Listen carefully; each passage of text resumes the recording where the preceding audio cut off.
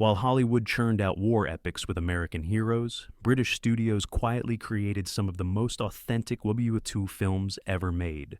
Directors who'd served in combat captured real wartime Britain. Did you know one British war film caused a diplomatic crisis when its plot was leaked to German spies? These forgotten treasures deserve another look. Let's dive in. Number 15. Went the Day Well, 1942. This mind-blowing thriller hit theaters while bombs were still falling on London. Directed by Alberto Cavalcanti, it imagines Nazi soldiers infiltrating an English village by disguising themselves as British troops. What makes it revolutionary? It shows ordinary British citizens, including sweet old ladies and postmasters, turning into stone-cold killers to defend their homeland. The film's most shocking sequence features beloved village matriarch Mrs. Collins brutally axing a German soldier to death, then calmly reaching for her shotgun to finish off another. Remember, this wasn't some 70s exploitation flick. This played in family theaters during wartime. The government initially wanted to ban it for being too disturbing and potentially demoralizing, but Winston Churchill personally intervened, believing it would prepare civilians for potential invasion. Critics at the time called it uncomfortably violent, but necessary viewing. Modern reviewers like Mark Kermode call it one of the most subversive British films ever made. What's truly chilling is how the film predicted Nazi tactics years before we learned about their actual infiltration methods. Graham Greene, who wrote the source material, later admitted he based the story on genuine intelligence reports that crossed his desk during his time in MI6. The film's brutal honesty about what ordinary people might have to do in wartime makes it feel more modern than almost anything else from the 40s. Number 14. The Way Ahead, 1944. Before he directed The Bridge on the River Kwai, David Lean crafted this gritty masterpiece about reluctant conscripts transforming into battle-ready soldiers. Unlike American films showing eager volunteers, this film dared to admit most British soldiers were ordinary blokes who'd rather be anywhere else. The film follows a group of civilians, including a clerk, a salesman, and a mechanic, as they endure brutal training under a no-nonsense sergeant. What's remarkable is that real British Army instructors designed the training sequences, making them brutally authentic. One scene showing recruits crawling through mud under live machine gun fire wasn't simulated. They used actual ammunition firing inches above the actors' heads. The film's producer was court-martialed for authorizing this insanity, but later pardoned when the footage proved so effective for training. David Niven, who stars as the lieutenant, was on active duty when filming began and had to get special permission to appear. He'd just returned from commando raids in France, giving his performance a haunted quality his American counterparts couldn't match. Critics praised its refusal to glamorize war, with the Daily Telegraph calling it refreshingly honest about the tedium and terror of military life. The Ministry of Information initially tried blocking its release, fearing it would discourage enlistment, but it became required viewing for new recruits instead. Winston Churchill reportedly watched it 3 times, calling it the truest portrayal of our citizen soldiers ever committed to film. Number 13. Ice Cold in Alex, 1958. This desert-set scorcher follows a ragtag group escaping the fall of Tobruk across 600 miles of merciless Sahara in an ambulance. John Mills plays Captain Anson, an alcoholic officer battling both personal demons and Nazi patrols. Director J. Lee Thompson insisted on shooting in Libya despite Foreign Office warnings about landmines still scattered from the war. The production nearly ended in disaster when their vehicles sank into quicksand during filming. The crew spent 3 days without water until Bedouin traders rescued them, an experience Thompson immediately incorporated into the script. The film's most iconic scene shows Mills finally getting his promised beer in Alexandria, a moment so authentic that Carlsberg used it in advertisements for decades. What viewers don't realize is Mills actually downed 8 consecutive pints during filming, becoming genuinely intoxicated as the cameras rolled. His slurred speech wasn't acting. The BBFC initially demanded cuts to a scene where Sylvia Sims bathes in her underwear, claiming it would distract from the film's serious purpose. Thompson fought back, arguing that soldiers didn't fight for a country where a woman can't wash sand from her knickers.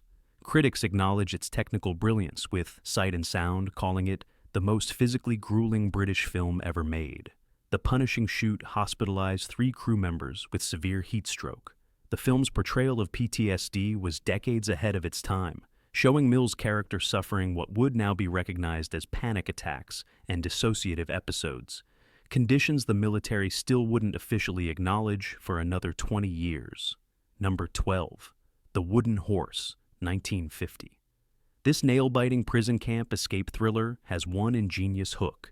British POWs build a wooden vaulting horse as exercise equipment, but it's actually covering their tunnel entrance. Each day, prisoners would carry the hollow horse to the same spot, and while others exercised on top, men would dig underneath. Based entirely on true events, the film was actually written by Eric Williams, who engineered the real escape. What makes this film extraordinary is that director Jack Lee refused to shoot on sound stages. Instead, he rebuilt an entire section of the actual Stalag Luft III camp in Germany, where the escape occurred. Several German extras were former camp guards, creating uncomfortable tension on set. In one unscripted moment, a guard broke down crying while watching a scene, later admitting he'd been overwhelmed with guilt. The claustrophobic tunnel sequences weren't faked either. Lee insisted actors Leo Gann and Anthony Steele dig through actual soil in confined spaces, with only a single light bulb for illumination. During one take, the tunnel actually collapsed on Steele, nearly suffocating him before crew could dig him out. Steele later said this genuine terror improved his performance. Film critics praised its documentary-like realism, with The Observer calling it war cinema stripped to its brutal essentials. Unlike Hollywood POW films, there are no daring gunfights or last-minute rescues. The tension comes from meticulously planned details and the constant threat of discovery. The British War Office initially tried blocking its release, fearing it would reveal escape techniques to potential enemies, but relented when Williams pointed out that successful escapes typically aren't repeated using the same methods. Number 11. The Small Back Room, 1949.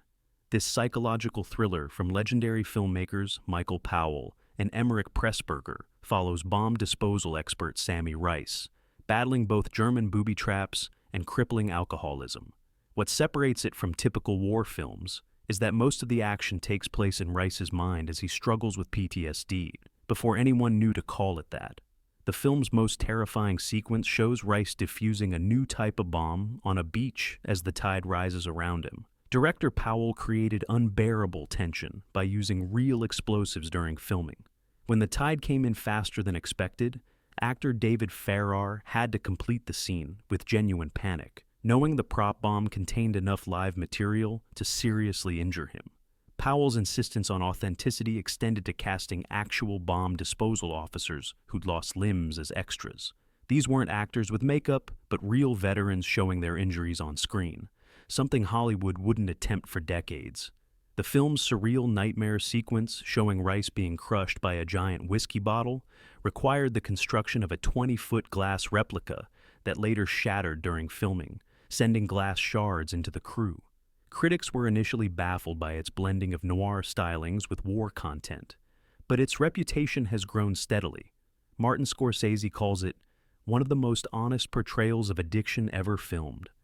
The British military initially condemned it for showing a flawed hero, but later used it in training lectures about combat stress.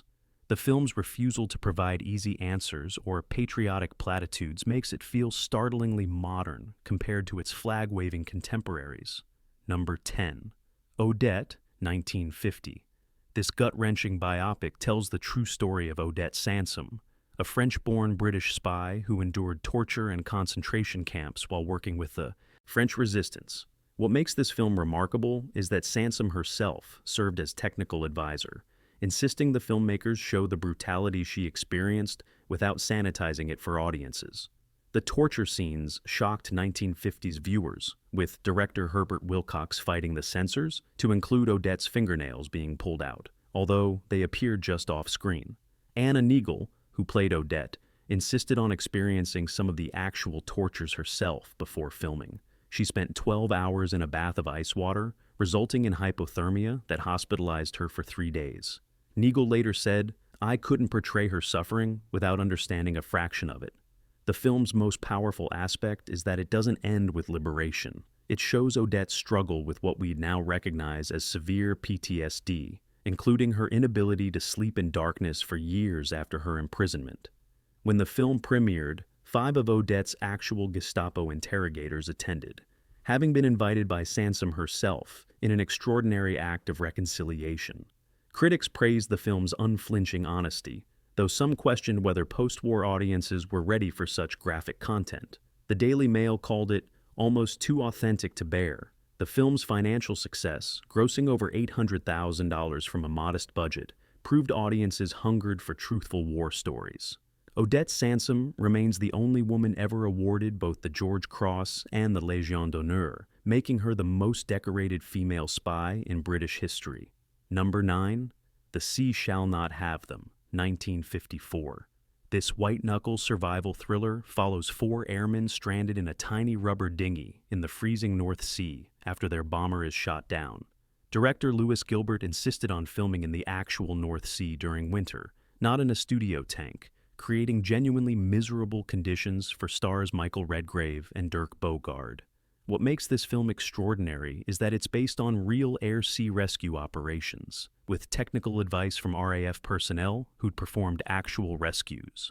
The most harrowing scene shows Redgrave performing an emergency appendectomy on a fellow airman using only a pocket knife, a scene based on a documented incident where a navigator performed surgery guided only by instructions radioed from a doctor on shore. The production nearly ended in tragedy when a sudden storm separated the filming dinghy from its safety boats. The 4 actors spent 16 hours adrift in freezing conditions before being located, suffering actual hypothermia that doctors insisted enhanced their performances.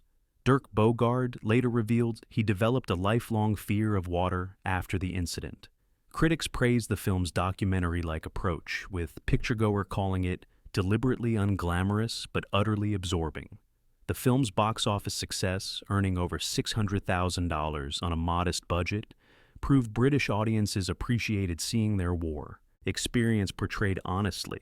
The RAF still uses scenes from the film in survival training, finding its practical depiction of hypothermia symptoms and psychological effects of isolation more effective than instructional videos. The film's title comes from the motto of the RAF's air-sea rescue units, who saved over 13,000 airmen during the war.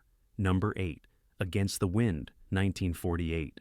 This espionage thriller, directed by Charles Crichton, follows British agents parachuting into occupied Belgium to sabotage Nazi operations. What makes it revolutionary is that it shows Allied operatives making terrible mistakes, with some betraying their comrades and others dying pointless deaths due to poor planning. This grim realism came straight from producer Michael Balcon, who'd worked with actual SOE operatives during the war. The film's most controversial element is Simone Signoret's character, a resistance fighter who sleeps with a German officer to gain intelligence. Censors demanded cuts to scenes, implying she used sex as a weapon, but director Crichton fought back, arguing that pretending war is gentlemanly does a disservice to those who fought it by any means necessary. British audiences were stunned by the film's violence, particularly a scene showing resistance fighters executing a captured informer with a bullet to the head. What viewers didn't realize was that the film was based on the actual Prosper network, a resistance circuit destroyed when its radio operator was compromised. Several surviving members served as consultants, insisting the filmmakers show how brutally the Germans tortured captured agents. Jack Warner, playing against his usual cheery Cockney type as a cold-blooded saboteur, allegedly spent time with explosives experts who'd worked behind enemy lines. Critics recognized its importance, with The Times calling it uncomfortably truthful about the moral compromises of clandestine warfare. The film performed modestly at the box office, but gained a strong reputation among former resistance members for its accuracy. The Foreign Office unsuccessfully attempted to block its export, fearing it revealed too many actual operational techniques still in use during the Cold War. Number 7.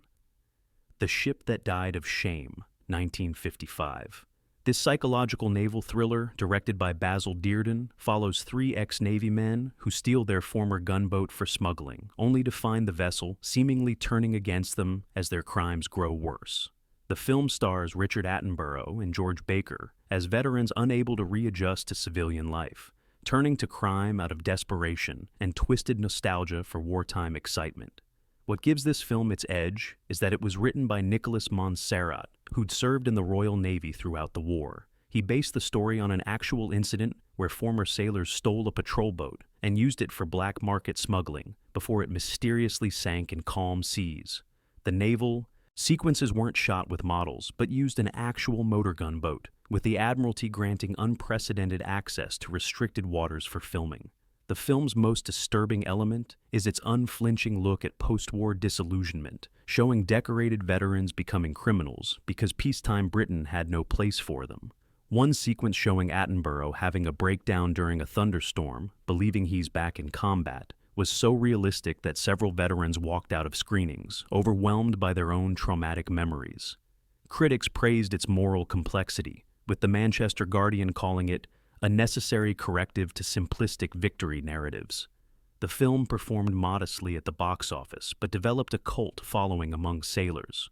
The Royal Navy initially condemned it for portraying veterans as criminals, but later used it in officer training to discuss post-war readjustment issues. What makes it still relevant is its early recognition of what we now call moral injury, showing how good men can be corrupted by war long after the shooting stops. Number 6. Cockleshell Heroes, 1955. This white-knuckle commando thriller, directed by Jose Ferrer, tells the true story of Operation Frankton, where 10 Royal Marines paddled canoes 70 miles through enemy waters to blow up German shipping in occupied Bordeaux. What makes this film remarkable is that 2 surviving mission members served as technical advisors, ensuring authenticity down to the smallest detail. The production constructed exact replicas of the original Cockle canoes and insisted actors train with them for months before filming. During one training session, actor Trevor Howard nearly drowned when his canoe capsized in rough water, an incident that was kept in the final film. Director Ferrer demanded that all water scenes be shot in actual ocean conditions rather than tanks, resulting in genuinely seasick actors and dangerous filming. The film's most controversial aspect is its unflinching portrayal of the mission's cost. Of the 10 men who set out, only 2 survived, a fact the film doesn't sugarcoat. One particularly harrowing sequence shows a captured commando being tortured for information, something British war films typically avoided. Churchill had called the real mission the most courageous and imaginative of the war, but the film doesn't shy away from questioning whether the strategic gains justified the human cost. Critics praised its technical precision, with the Sunday Times calling it war filmmaking stripped of Hollywood glamour. The film performed well at the box office, earning over $500,000, and gained special popularity among military audiences. The Royal Marines still show it to recruits as part of their historical training. What makes it fascinating today is how it balances celebrating extraordinary courage while questioning the wisdom of sending men on what amounted to suicide missions. Number 5. The Silent Enemy, 1958. This underwater thriller tells the true story of Lieutenant Lionel Buster Crabbe, a British frogman who cleared underwater mines from Gibraltar Harbor while battling Italian Special Forces divers. What makes the film extraordinary is that it was made just 2 years after the real Crabbe disappeared, during a secret mission examining a Soviet cruiser, an incident the British government still won't fully explain. Director William Fairchild had served with Crabbe during the war and fought for years to tell his story. The film's underwater sequences were revolutionary, featuring some of the first extended submarine combat ever filmed. Actor Lawrence Harvey insisted on doing his own diving stunts despite having no previous experience, resulting in a near-fatal incident when his breathing apparatus failed at 60 feet. The production employed several of Crabbe's former diving team, who built exact replicas of the Italian human torpedoes that had terrorized Allied shipping. The film's most controversial element was its thinly veiled reference to Crabbe's mysterious disappearance, with the Soviet angle changed to Italians for diplomatic reasons. When shown at the Venice Film Festival, several Italian naval veterans walked out in protest at being portrayed as underwater terrorists. The British Admiralty initially tried blocking the film's release, claiming it revealed classified underwater warfare techniques, but relented when Fairchild threatened to publish his wartime diaries. Critics praised its documentary-like authenticity, with the Daily Express calling it thriller filmmaking without a single wasted frame. The film's modest box office success belied its long-term influence on the submarine thriller genre. What makes it still fascinating is how it chronicles a forgotten aspect of naval warfare, while hinting at Cold War secrets the government wasn't ready to acknowledge. Number 4.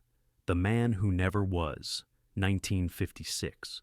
This mind-bending espionage thriller, directed by Ronald Neame, tells the true story of Operation Mincemeat, where British intelligence planted false invasion plans on a corpse dressed as a Royal Marine officer, then arranged for the body to wash ashore in Spain, successfully deceiving German high command about the Allied invasion of Sicily.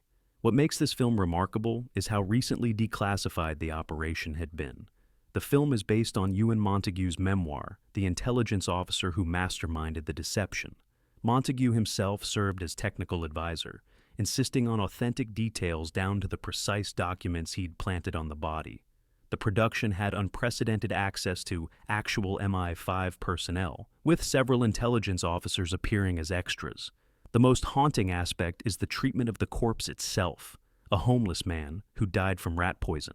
The film doesn't shy away from the moral ambiguity of using a dead man without family permission. Actor Clifton Webb, playing Montague, captures the cold calculation required to manipulate a corpse while maintaining respect for the unknown man who posthumously saved thousands of lives. Critics praised its documentary-like precision, with The Observer calling it more thrilling than fiction because every incredible detail actually happened. The film performed solidly at the box office, but gained special attention from military and intelligence communities. German officials initially called it Allied propaganda, until their own declassified documents confirmed the operation's success. The film's portrayal of psychological warfare and intelligence work feels remarkably modern, focusing on brains rather than bullets, making it influential on everything from James Bond to modern spy thrillers. Number 3. Operation Amsterdam, 1959. This breathless heist thriller follows a desperate mission to retrieve industrial diamonds from Amsterdam before the Nazis seize them following the invasion of Holland. What makes it extraordinary is that it's based on a true MI6 operation that remained classified until 1958. The mission had to be completed in less than 14 hours, with the team navigating a city descending into chaos as German forces approached. Director Michael McCarthy insisted on shooting in the actual Amsterdam locations where the mission occurred, creating logistical nightmares but stunning authenticity. During filming, they discovered their hotel had been Gestapo headquarters during the occupation, with several Dutch crew members refusing to enter the building. Peter Finch, playing the diamond expert, spent weeks with actual diamond cutters learning the trade, even cutting several stones himself for close-up shots. The film's most harrowing sequence shows the team's boat being strafed by German aircraft while escaping down the North Sea Canal. This wasn't fictional embellishment. The real mission members had survived 3 air attacks during their escape. McCarthy used actual Luftwaffe footage for these sequences, creating a documentary-like realism rare for the era. Critics praised its breathless pacing, with Variety calling it a wartime thriller that makes fiction seem tame by comparison. The film performed respectably at the box office but gained special attention in the Netherlands, where it remains culturally significant as one of the few films depicting the chaotic first days of occupation. The British Foreign Office initially objected to scenes showing Dutch officials collaborating with the Germans, but historical records confirmed these uncomfortable truths. What makes it still compelling is its focus on the economic aspects of warfare, showing how controlling strategic resources was as important as battlefield victories. Number 2. Ill Met by Moonlight, 1957. This audacious commando thriller, directed by Michael Powell and Emmerich Pressburger, tells the true story of British agents and Greek resistance fighters kidnapping a German general from Syria, occupied Crete and evading thousands of Nazi troops across mountainous terrain. Dirk Bogarde stars as Patrick Lee Fermor, the SOE officer who masterminded the operation, while David Oxley plays his Greek counterpart. What makes this film remarkable is that it was shot on the actual Cretan locations where the kidnapping occurred, with many local participants in the real operation appearing as extras. The film's most controversial aspect was casting Marius Göring as the kidnapped General Kripa. Göring had actually served in German intelligence during the war, creating tension with the Greek extras who had fought against the occupation. During one scene, an elderly Cretan villager attacked Goring with a knife, believing he was actually German. Director Powell insisted on absolute authenticity, filming night scenes by actual moonlight rather than artificial lighting, a technical challenge that required special film stock and resulted in several ruined takes. The mountain crossing sequences weren't simulated, but filmed on the exact paths the actual kidnap team had used, with local guides who'd participated in the original mission. Critics praised its documentary-like realism, with the Sunday Times calling it a thriller made more extraordinary by being entirely true. The film performed modestly at the box office, but gained cult status among military audiences. The real Patrick Leigh Fermor, who lived until 2011, called it surprisingly accurate, though necessarily compressed. What makes it still fascinating is its portrayal of irregular warfare and the complex relationship between occupier and occupied, themes that resonate with modern asymmetric conflicts. Number 1. Carve Her Name with Pride, 1958. This devastating biopic tells the true story of Violette Szabo, a young widowed mother who became an SOE agent after her French husband was killed fighting the Nazis. Virginia McKenna delivers a career-defining performance as Violette, who parachuted twice into occupied France before being captured, tortured, and executed at Ravensbrück concentration camp at age 23. What makes this film extraordinary is its unflinching portrayal of female combat agents, something even modern war films struggle with. Director Lewis Gilbert insisted on showing Szabo's complete story, without sanitizing the violence she both inflicted and endured. The film's most harrowing sequence shows Szabo's brutal interrogation by the Gestapo, with McKenna insisting on performing without a stunt double despite the physical demands. The production had unprecedented access to SOE training facilities, with several of Violette's actual instructors appearing as themselves. The parachute jump sequences weren't simulated. McKenna completed actual training jumps for the camera. The film's most controversial element was its portrayal of Szabo's decision to leave her young daughter to fight, something audiences struggled with, but which reflected the real Violette's determination to avenge her husband. Critics praised McKenna's performance, with the Daily Telegraph calling it a portrayal of quiet heroism that shames more showy war films. The film performed strongly at the box office, grossing over $1 million, and became particularly important for women veterans who felt their contributions had been overlooked. Szabo remains the only British mother to be awarded the George Cross, Britain's highest civilian gallantry award. What makes the film still powerful today is its matter-of-fact portrayal of female courage without turning Violette into either a masculine caricature or feminized stereotype. These forgotten films capture a British wartime experience Hollywood could never authentically portray. From village grandmothers turning vigilante to female spies facing torture, they show the uncomfortable realities of total war. Yet, most remain unavailable on streaming platforms while inferior American productions get endless reruns. Does our film heritage deserve better preservation? Or should these raw, uncomfortable war stories stay buried in the past? Let me know your thoughts in the comments.